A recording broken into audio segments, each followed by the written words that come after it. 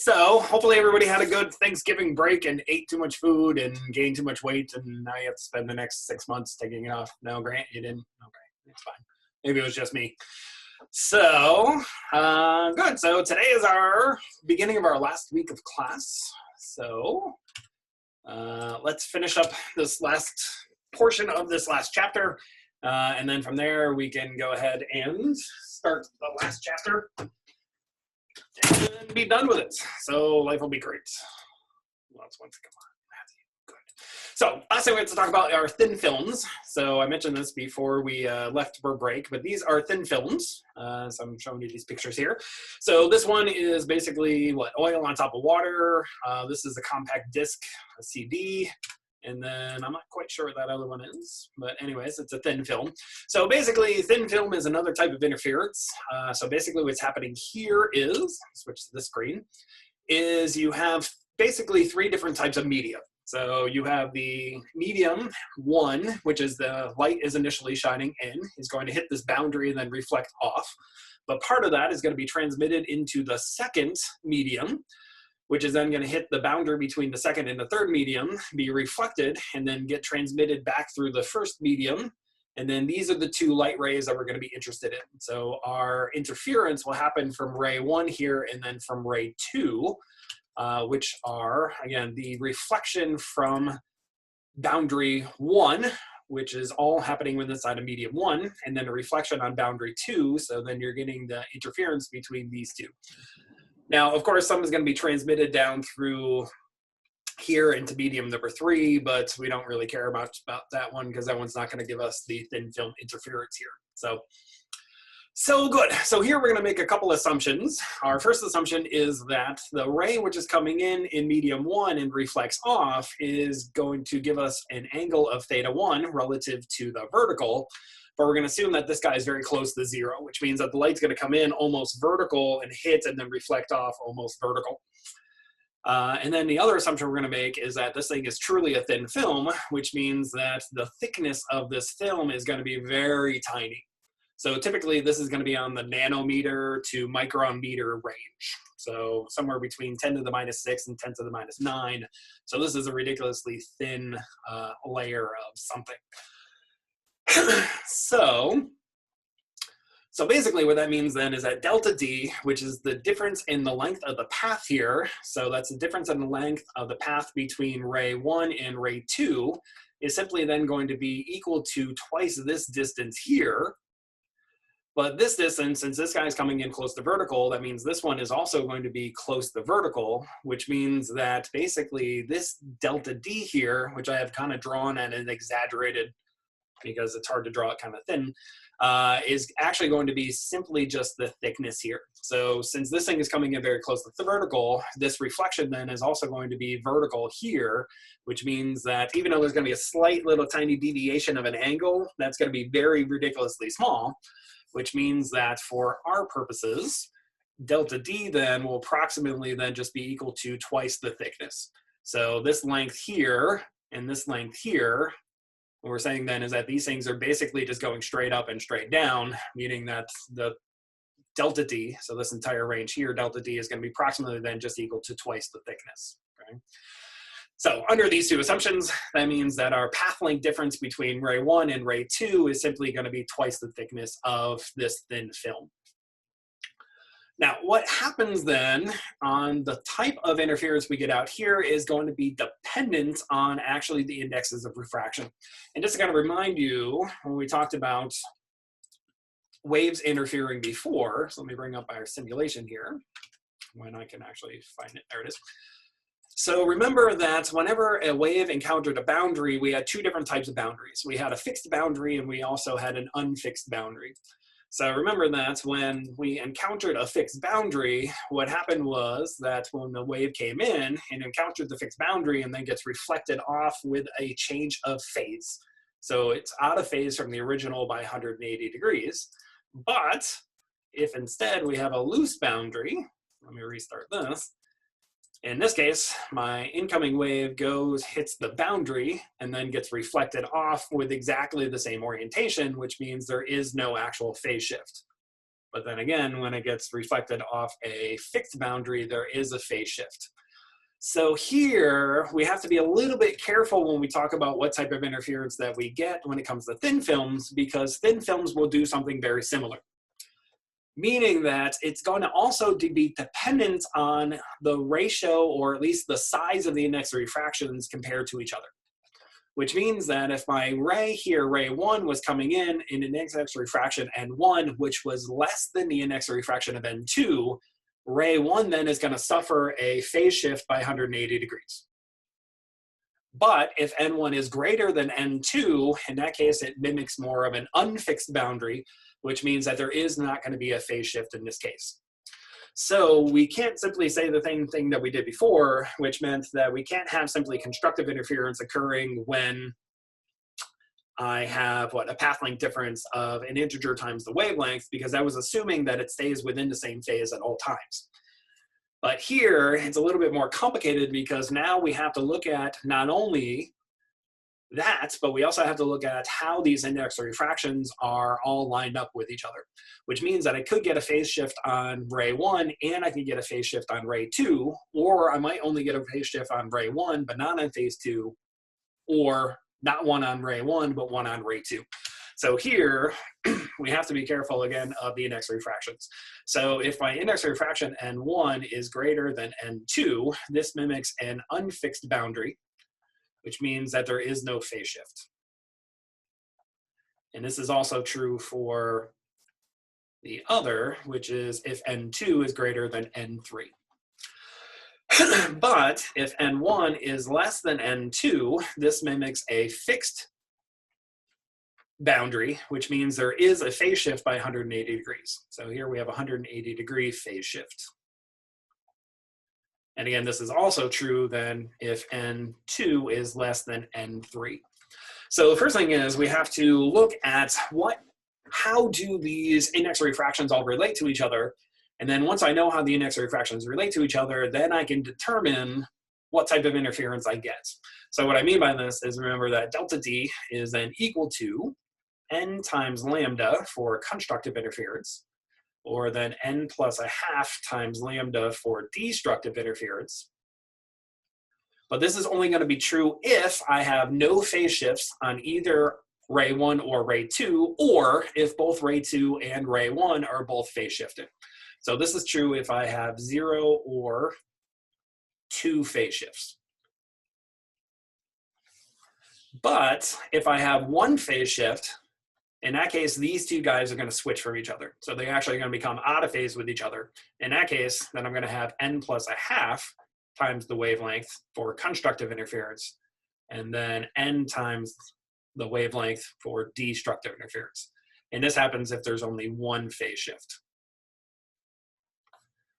So like I said, so here we have to be a little bit careful. So we have to look at how the index of refractions line up with each other to then say, again, if I have it going from a high index of refraction to a low index of refraction, there is no phase shift. But if it's going from a low index of refraction to a high index of refraction, then there is a phase shift in this case. So first thing we have to do is count the number of phase shifts. Once we know the number of phase shifts, then we can say that our path length difference is then either equal to n lambda, n plus a half lambda, or n plus a half times lambda times n lambda. It's just going to depend on the total number of phase shifts that we have. So let's do a couple examples and see how this is going to work. So this one says we have a thin film of acetone. So this is going to be our N1, which has N1 of 1.25, coats a thick glass, which has an index of refraction of 1.5. I'm sorry, this is going to be N2, this is going to be N3. White light then incidents normal to the film. If the reflections fully destructive interference occur at 600 and fully constructive interfere at 700, what is the thickness of the acetone? So let's draw our picture. Let's see what this thing is actually telling us. Go away. Thank you. Okay. So what this is saying is, here is our thin film. Okay. So what's happening is I have N1 out here is equal to air. So that's just equal to 1. Then I have N2, which is equal to the acetone, which is 1.25. And then I have this sitting on top of glass. So N3 then is equal to 1.5. So these are my index of refractions. So again, what's happening is I have light is coming in nearly close to the vertical. This guy then is going to reflect off. So this is my ray 1. And then I have the path length difference coming in here. So this one's going to come down here, reflect here. And then finally my R2 is going to come out here. Okay. So what I know is when I have destructive interference, this occurs at 600 nanometers. And then when I have constructive interference, this occurs at, where was my, there we go, 700 nanometers. Good. So from these, we then are tasked to figure out what is the thickness of this acetone. So what is my thickness? Good. So first things first is, again, we need to count the number of phase shifts that we have. So here what's happening is the light is coming in from air, and then it's impinging itself on the acetone, which has a higher index of refraction, which means that ray 1 is actually phase shifted. So here this guy is going to be phase shifted. So this guy is going to be phase shifted by 180 degrees. The light, which is then being transmitted, is also going to hit now the glass, which also has a higher index of refraction of the acetone, which means this one is also going to be phase shifted, which means here, this is also going to suffer a phase shift. So in this case, I have 2 phase shifts. So I have 1 phase shift on ray 1, I have a second phase shift on ray 2, which means then that our path length difference, which again is approximately equal to twice the thickness of the acetone, is now going to be equal to n times lambda for constructive interference and n plus a half times lambda for destructive interference. So this is going to be our usual scenario, right? Because of the 2 phase shifts. So good. So from here, we know that if we look at the constructive interference occurs for a wavelength of 700. So in this case, we're looking at 700 here. Now, there's one other thing I didn't talk about, in the fact that here we have to be a little bit careful when it comes to the wavelength, because the wavelength of the path length difference between ray 1 and ray 2 isn't the wavelength of the incoming light, that's the lambda here, but it's actually going to be the lambda inside of the second medium. So the reason for that is by the time it moves inside the second medium, it's moving at a faster rate because it has a different index of refraction, which means that here, this is not actually just the wavelength that it has in air, but it's actually the wavelength at which it is inside of the second medium, which means the wavelength lambda 2 is actually equal to the wavelength in air divided by the index of refraction of n2. Okay. So we have to be a little bit careful with that as well. So here, this is then the wavelength when it's in medium 2. Good. So let's concentrate on the constructive interference first. Now here, I never told you what n was, which basically means we're going to have to calculate this for several different n's. Okay. So let's do that. So let's first look at constructive interference. So for constructive interference, we have twice the thickness then is equal to n times lambda divided by n2, which means our thickness then is going to be then n times lambda divided by twice the index of refraction of the acetone. So here, I never actually told you what n was, so all we're going to do is calculate the thickness then for a whole bunch of different n's, and then we'll do the same thing for destructive interference. And then the n value, which then corresponds to, or the thickness which corresponds to the same, is then going to be the thickness of the acetone. Okay? So let's actually do that. So let's first look at n is equal to 0. If n is equal to 0, then the thickness is equal to 0. Not too bad. N is equal to 1. In this case, our thickness then is going to be equal to, let's do it for constructive interference, 280 nanometers. And then do n is equal to 2.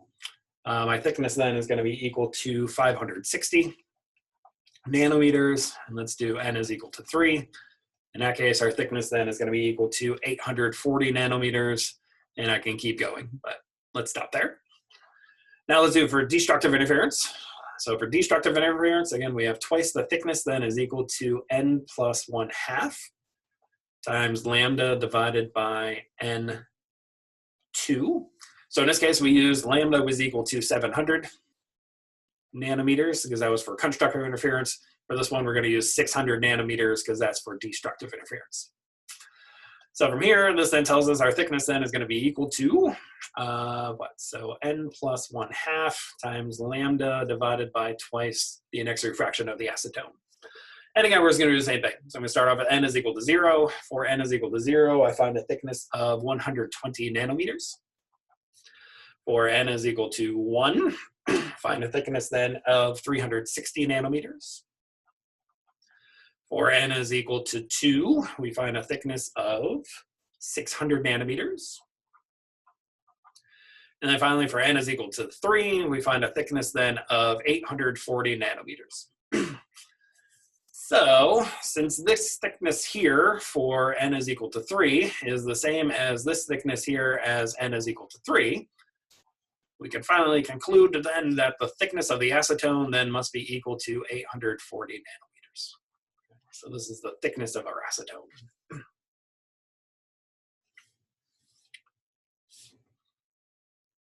Okay? Not too bad. Let's do one more. So the next one says, light is incident perpendicularly on a thin film of material 2, which has an index refraction of 1.6, thickness 285 nanometers that lies between materials N1 equal to 1.55 and N3 equal to 1.33. Then says if we have constructive interference, what is the wavelength of the wave, pardon me, in the visible light spectrum? So let's draw a picture. So again, here are my two boundaries. And we know N1 then was equal to 1.55, N2 was equal to 1.6, and then N3 was equal to 1.33. We got the order of those right. Let's double check. Yeah, 1.55, 1.6, and 1.33. Good. And we know the thickness of this, T, was equal to 285 nanometers. Good. So good. We know light ray 1 is going to come in, going to reflect off. So this is R1. And then R2 comes from the transmitted wave. So that goes down here, reflects. It's a horrible drawing. There we go. And then gets transmitted back through.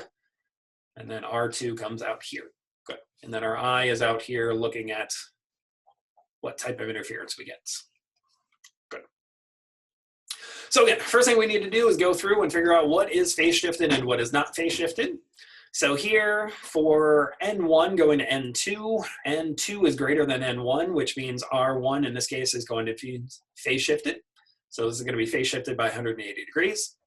The transmitted wave then is going to come down, reflect. Here it has an index refraction of N2, which is greater than N3, which means there is no phase shift then for ray 2. So in this case, ray 2 is not phase shifted. So there is no phase shift for ray 2, but there is a phase shift for ray 1.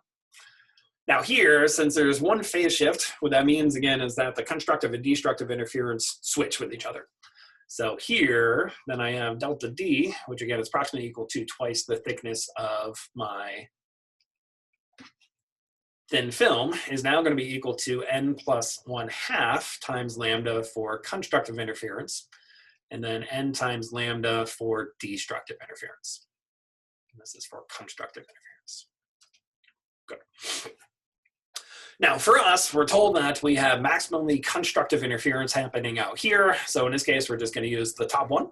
So then we're going to say that twice the thickness then is equal to n plus 1/2 times the wavelength divided by N2.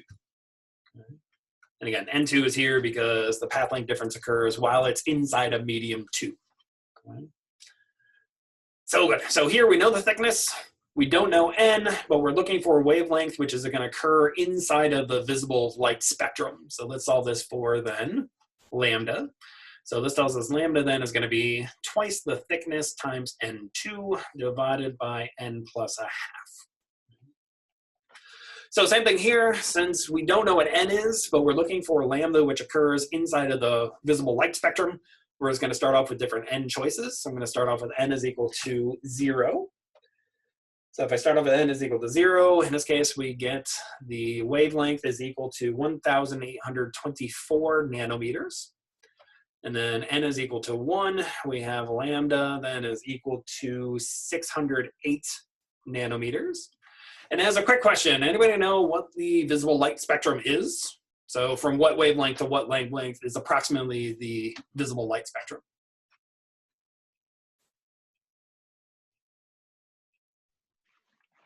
Is it 400 nanometers to 700 something? More like 900, but yes. 900. Yeah. So visible lights, that's right. It's from about 400 nanometers up to about 900-ish nanometers. Good. So in this case, this one is outside the visible light, but this one is inside of the visible light. So in this case, this is our first one we find inside the visible light. So this then is going to be our wavelength. So since this guy is inside of 400 to 900, then we have to have n is equal to 1 or 600-ish nanometers. So that's about green, if I remember correctly. So 600 is about the green color. Okay. So this is thin film interference. So again, here it's a little bit trickier. So we have to pay attention to multiple things. First thing we have to pay attention to is which ones of our rays are phase shifted. So we have to know first what index of refractions are. So are 1 phase shifted, are 2 phase shifts, are no phase shifts. That's then going to dictate the order in which these things occur.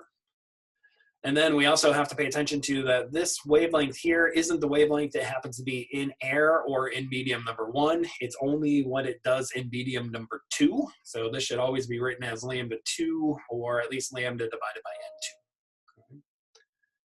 Okay, so this is thin film interference. And that's the end of this chapter. Life is great. We're done with chapter 33. So good. So that's it. There is a group problem on this, but I'll skip that for now, and let's start talking about the last chapter so we can actually finish all this stuff in time. So good, chapter 34. So chapter 34 deals with what's called the geometrical optics. So this is the last chapter we're going to look at, geometrical optics. It's called geometrical optics because everything is optics and geometrical. Who would have thought? That would be great. Okay. So good. So first things first. Again, we're going to talk about, let's say I have a source. So here is my source. So again, if I had a source, let's say this is something like a candle. So here's my candle. So anything which has a source is going to give off spherical rays. So this thing is going to create a spherical wave. This spherical wave then is going to move outward at a rate of the speed of light. And then as it moves further and further and further away, this wave is going to get bigger and bigger and bigger until eventually, by the time it reaches somewhere out here, these spheres are going to be so large that the radius is going to approach infinity, which means by this region, we're now going to have plane waves. This is the region where we're going to look at geometrical optics. So we're going to concentrate on when it gets so far away that this thing goes to plane waves, and this is what's known as the far field limits. So we're only going to look at geometrical optics in the far field limits. Now for our source, there are 2 different types of sources that we can have. We can have something like a candle, which is generating lights, or we can have something which would be like an arrow, or if I want to look at Molly, I see Molly not because Molly is generating lights, even though she is generating light. It just happens to be in a light region that I cannot see, but I see her because of reflection. So what's happening is she has lights around her, that light is coming and hitting her, then reflecting off, and I see the lights because of that reflection. So whichever method that it is that we're going to look at to see it, we're just going to say that the light is generated from the object itself and then being sent off in this direction, even though the light which is coming off from the candle is generated actually by quantum mechanics. We're not going to talk about quantum mechanics, but we're just going to pretend it's the same as something which is being reflected light off of. So again, even though as it's being reflected off, it's coming off as a spherical wave, we're going to pretend that we're going to look out here in the far field limits where these things are moving as plane waves. So the next thing we have to talk about is what's known as the ray model. So you already saw this before, but let's actually formally talk about it. So what the ray model says is, instead of looking at the wave fronts, which are what these things are, and that's what these are here, these are the wave fronts of the waves which are moving, which they are separated by the wavelength of the wave, we're going to look at something which is called the ray model. So what the ray model is it's basically going to be a ray which points in the direction of the velocity of the wave. So each one of these lines that I drew here is actually going to be a ray. So each one of these guys is actually a ray. The ray then, will always be perpendicular to the wave front then. So when I'm drawing my ray here, this ray then will point perpendicular to the wave front in the direction at which the wave is traveling. So each one of these guys will be at a 90-degree angle from here. So when we do our geometrical optics, we're only going to use the ray model and draw these rays instead of drawing the wave fronts. So one thing to keep in mind here is this batch of rays here all came from a little tiny spot of rays happening here. So what I'm doing here is, as this thing moves out, this little tiny section here is getting blown up. So that here, even though this is a whole bunch of rays, this started off as a little tiny section of rays at this point here. Okay. So the ray model then, again, is just going to be a geometrical representation then of a vector, I guess not really a vector, but at least an arrow which is pointing perpendicular to the wave front, which is pointing in the direction of the speed at which the light is traveling, so in the direction of the velocity. So we're going to classify all of our different optical equipment using these rays. Okay? So the first object we're going to look at is what's known as a plane mirror. So let's look at image formation from plane mirrors. So when it comes to these optics, we're going to mostly be looking at image formations. Image formations. So let's say here is my plane mirror. If I knew how to draw a straight line. There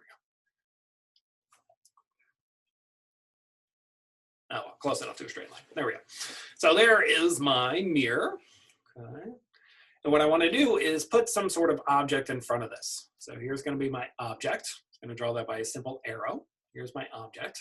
This object is going to be some distance away from the mirror. I'm going to call that a distance S. So S in this case then is going to be equal to the object distance.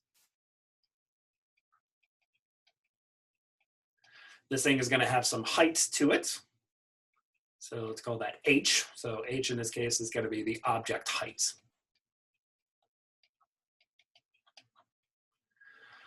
So basically what will happen is that this thing is going to give off some rays. So my first ray is going to come from the tip, strike my mirror here, and what we know from the law of reflections is that if this thing comes in at an angle of theta, it also has to be reflected off at exactly the same angle. So this guy's going to be reflected off in this direction. So this is going to be my reflected angle theta. But this is not the only ray it's going to give off. It's also going to give off another ray. So let's draw another ray. So slightly deviated from him. I know how to draw. There we go. This guy's going to hit here. So this one's going to come off at an angle of, I don't know, let's call that phi. So let's call that angle phi. We'll use black here again. So this is my angle phi. And then this guy's going to be reflected off at exactly the same angle as angle phi. So this guy's going to come off something like this. Okay. So that this is also the angle of phi. Okay. Meanwhile, your eye is going to be down here looking at where these guys are going to form an image. So the location where these guys actually form an image are when these two rays are actually going to overlap with each other and come together at exactly the same points. Now, if you can see from my drawing here, which isn't the fantastic drawing, but that's fine. What happens here is that green is going to diverge away from yellow, which means these two guys are never going to cross each other anywhere out in this region here. But as we talked about in class when it came to index refractions, our eyes are pretty stupid, and what our eye actually sees is it's going to ray trace this line backwards to try to figure out where this ray actually came from. So if I ray trace this guy backwards, and I simultaneously ray trace this guy backwards, where these two rays actually meet up is going to be the location then of my image. So my image formation is going to occur here. So this guy is going to be our image. Okay. So in this case, since the two rays, ray number 1, the green one, and ray number 2, the yellow one, are not going to meet up anywhere out here, we have to ray trace backwards to see where these guys appear to have originated from, and where these guys actually meet up is the location of the image. So first off, this type of image is what we call a virtual image, and it's also called an upright image. This thing is called virtual because there is no light actually passing through the image itself. So there is no light.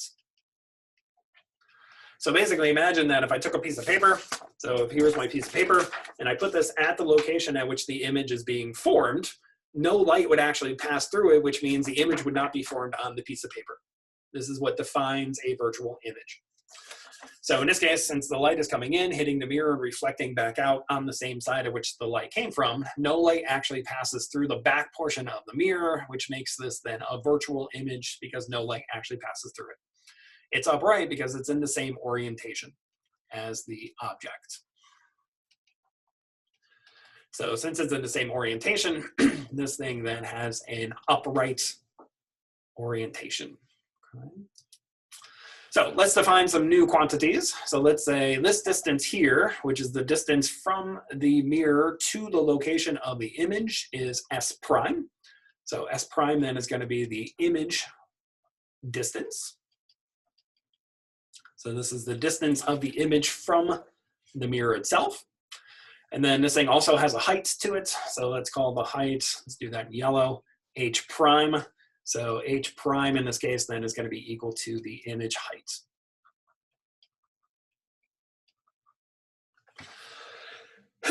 Now, if you drew a much better or much prettier picture than what I actually drew here, you can actually prove to yourself that under plane mirrors, S is equal to negative S prime, and H is equal to H prime.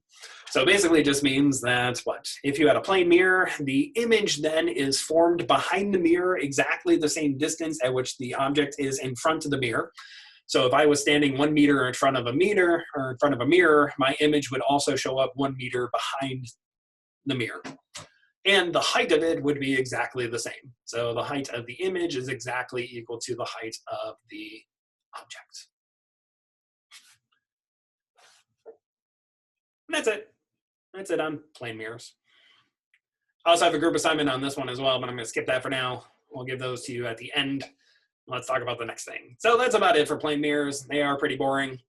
So all you need to know is that the image location is exactly the same distance behind the mirror as which the object distance is, and the height is exactly the same. So that's it. Nice and boring. So next one we're going to talk about are a little more interesting spherical mirrors. So let's talk about spherical mirrors.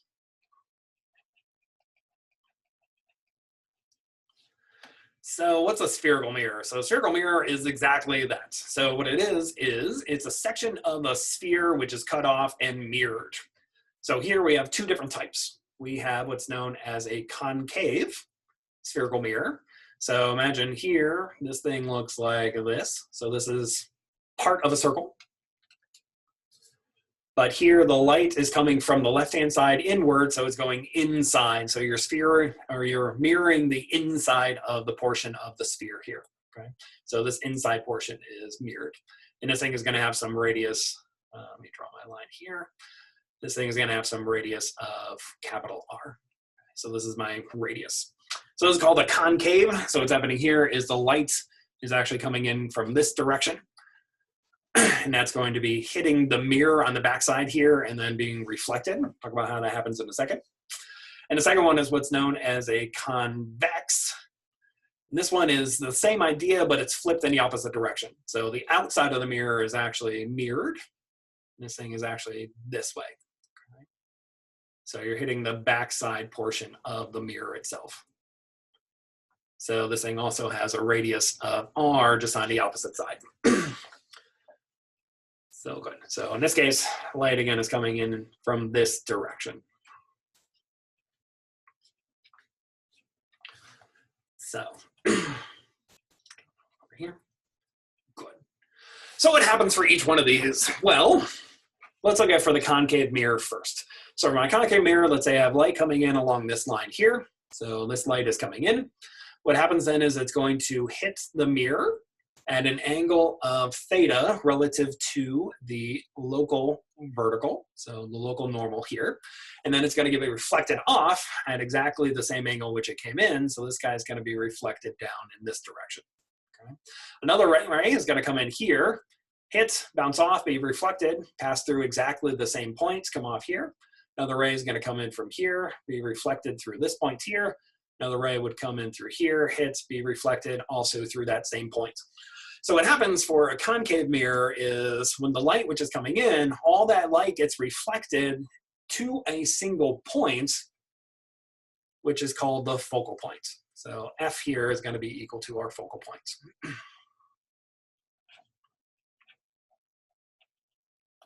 The focal points we're going to define then as some distance of little f from the back portion of the mirror here. So little f then is going to be equal to what's called the focal length.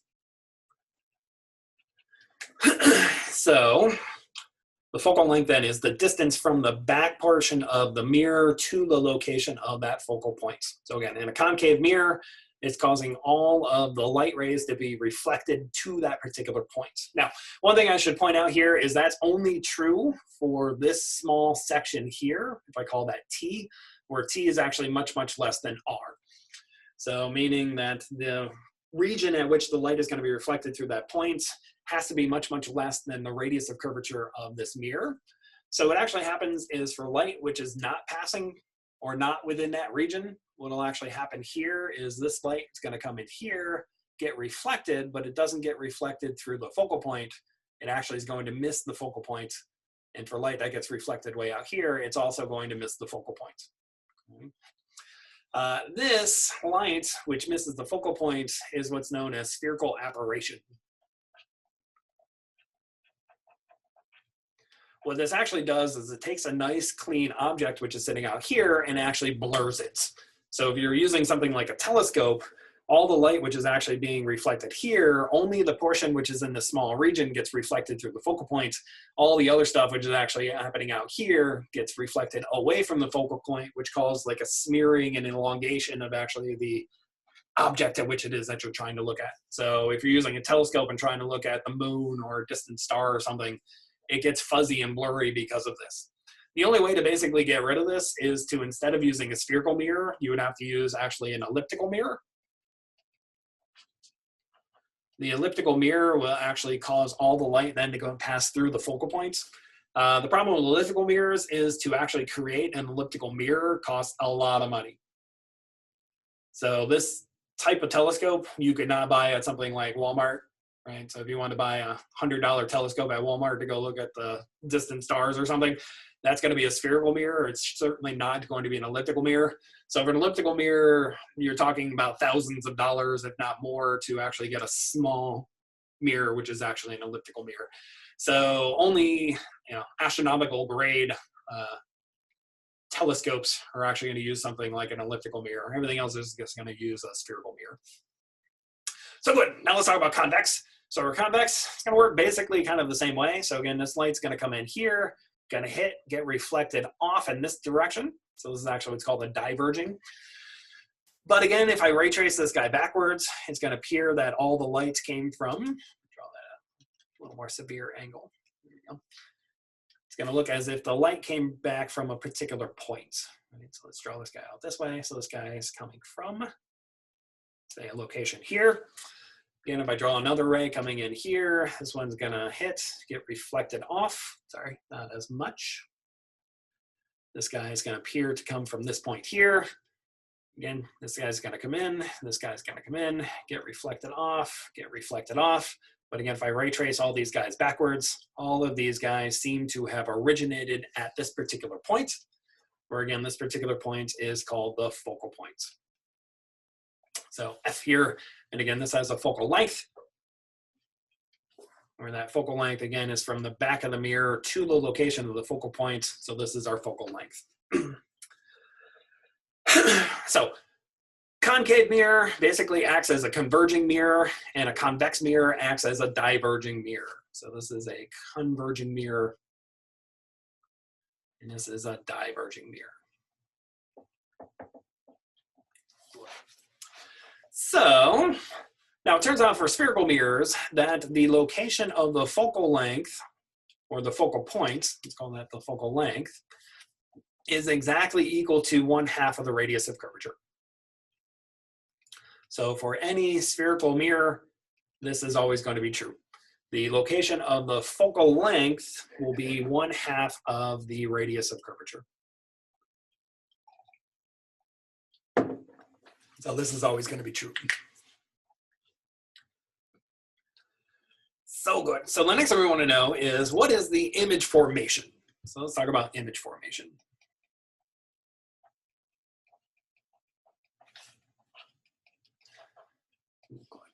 So where do I actually create an image? So let's look at the concave mirror first. So concave. So for the concave mirror, it's actually going to be dependent on where the object is. So there's actually going to be 3 different scenarios here. So first things first, I'm going to draw this center line here. The center line is what's known as the principal axis. And let's say this is the radius of curvature, and then halfway through then is the focal point. Okay. So here we're going to have actually 3 different cases. Case number 1 is going to be when the object is placed outside of the radius of curvature. So here for case number 1, we're going to have that our object distance is going to be greater than the radius of curvature. Okay. So here, let's again define some quantities. This distance here is going to be S, which is going to be our object distance. And then again, this distance here from the back of the mirror to the location is the focal length. So let's talk about image formation. So to create an image, we have to draw 2 out of 3 rays. So let's talk about our 3 different rays that we can draw. The first ray is ray number 1, which is going to be the ray which goes parallel to the principal, be reflected off of the mirror, and then pass through the focal point. A little bit better. So this is ray number 1. Okay, so ray number 1 goes parallel to the principal, gets reflected through the focal point, and then just keeps going on its merry way. Ray number 2 is going to be the ray which goes through the focal point, hits the mirror, and then gets reflected back parallel to the principal. So in this case, this guy is going to come down through here, hit, gets reflected, and then goes parallel to the principal. If I can actually draw a straight line, there we go. This is ray number 2. Ray number 3 then is going to be the ray that's going to come, hit the back portion of the mirror, get reflected off at exactly the same angle, and then pass through and go something like this. So this is ray number 3. Okay. So when it comes to image formations, we only have to draw 2 out of these 3 rays. You can draw 3 rays, you can draw as many rays as you want. But basically what happens is the image is going to be formed at the location where these rays actually intersect with each other. So in this case, our rays are intersecting at this point here. So this is our image formation. Okay. So here, where ray number 1 crosses ray number 2, which crosses ray number 3, this is the location of our image. So let's define this distance from the back of the mirror then to where that image is formed as S prime. So S prime then is the image distance. So let's talk about this case. So first thing we see is that since the object distance is greater than the radius of curvature, it turns out then that the location of the image is going to be somewhere between the focal point and the radius of curvature. So here, S prime is going to be somewhere between R and F. Okay, so it's going to show up somewhere in that region there. Next thing we can say is that this is actually a real image. And it's a real image because, again, if I took my piece of paper and I put that at the location at which that image is formed, light will pass through that particular image, which makes that then a real image. And this image here is upside down compared to the object. So this is what's called an inverted image. Okay.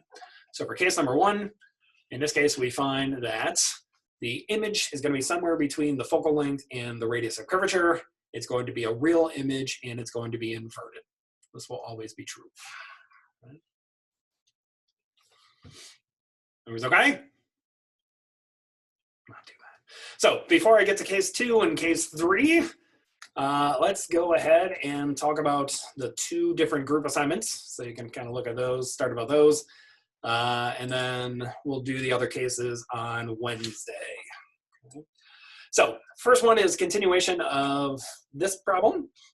So this is a thin film problem. So this says light is incident perpendicular onto thin layer, medium 2, which has 1.6 index of refraction, has a thickness of 400 nanometers, and lies between materials N1 equal to 2 and N3 equal to 1.33.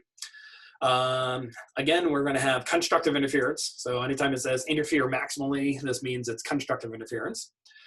Again, it wants to know what is the wavelength of the wave somewhere within the visible light spectrum. So if you go through the same calculation we basically did, again, going through making sure we know how many different phase shifts that we have, we should find 533.33 nanometers. So that's number 1. Number 2 is this one, dealing with plane mirrors. So this one says you are standing between 2 different mirrors. So I have one mirror here and one mirror here. These 2 mirrors are separated by a distance of 2.2 meters, and you're going to stand 1.5 meters in front of the first one. So first thing I want to know is how far from you is the third image of yourself in front of the mirror? So over here, what's the distance of the third image of you, which is created? And then also, is this image facing you or is it away from you? So do you see your face or do you see the back of your head? Okay. So basically what will happen is anytime you stand between 2 mirrors, you're going to see an infinite number of copies of yourself. Okay. Each one of those copies of yourself will be further and further and further away from each other because of the same reason that we talked about before. So what will happen here is that since you're facing the mirror here, you're going to get a copy of yourself at exactly the same distance behind the mirror that you're standing in front of the mirror. So if you're 1.5 meters in front of the mirror, you're going to have an image here, which is created 1.5 meters behind the mirror. But this mirror here is also going to create an image of the back of your head. So you're going to be standing here looking away, which in this case is the difference between these 2 distances, right? So it's going to be, what, 0.7 meters? If I can still do math in my head. Good. So this one is going to end up being 0.7 meters behind here. But this image here will create another image over here due to the fact that, what? This is now an image in front of this one, which is now a total distance of 1.5 plus the distance of 0.7 plus 0.7. Right?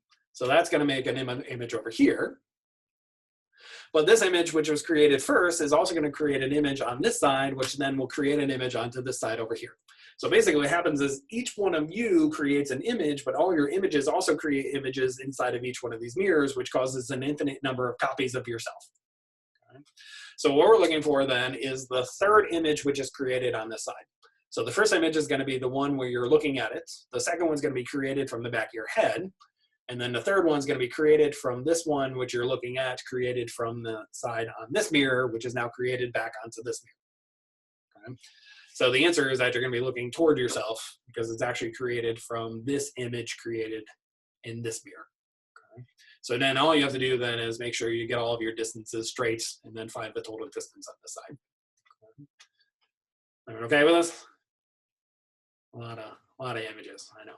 So best thing to do is actually just draw the pictures. So when you draw this image here, draw this image here, and then just map out which image creates what in what orientation in which particular different mirror. Okay. So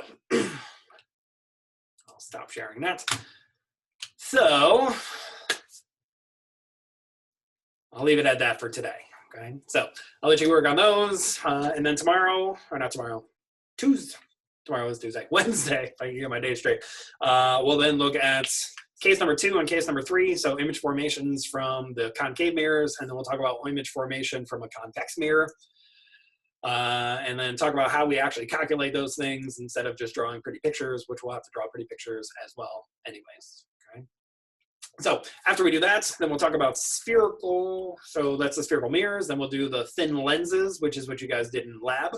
So we'll talk about those, and then we'll talk about combinations of lenses and mirrors and all that kind of good stuff, and then we'll basically be done. Okay, so hopefully we'll finish up Wednesday, if not a little bit on to Thursday, and then we'll do a review and then talk about the final and all that good stuff too. So any questions on anything we talked about today? I know I talked a little bit quickly, but as Molly said before, I'm known for talking at the speed of light, so I guess you guys are used to this at this point in time. So everybody's okay? Any questions? Can you go over again how you can tell if there's a phase change when it's going through? Oh, good. So that has to do with how the index refractions align with each other. So if it goes from a low index refraction to a high index refraction, that gives you a phase shift. So first you have to look at ray 1. So ray 1 goes from N1 to N2. So I just have to look at which one is bigger, N1 or N2. If N2 is bigger than N1, that gives me a phase shift on R1. If it's not, then no phase shift. Then I look at N2 to N3 because ray 2 goes from N2 to N3. So in that case, I have to look at which one is bigger, N2 or N3. So if N2 is bigger than N3, then there is no phase shift. But if N2 is smaller than N3, then there is a phase shift. So anytime it goes from a low index refraction to a high index refraction, that acts just like a fixed endpoint, which means that there is a phase shift.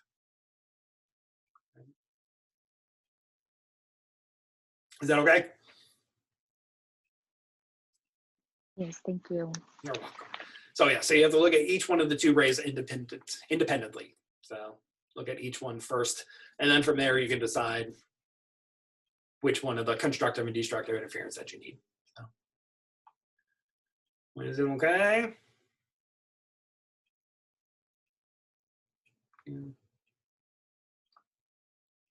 Sound good? Okay. Well, then I'll see everybody on Wednesday. Make sure you go to the gym and do all that stuff. Work off whatever stuffing that you guys ate. That would be great. So. Could you go to the spherical mirror slide? Sure. I just missed something on that slide. No problem. Let me share that there. Which one? The spherical mirror slide, where you talk about converging and diverging and concave and gotcha. convex. Okay. Yeah, so let's go. So this one? Yes, thank you. Okay.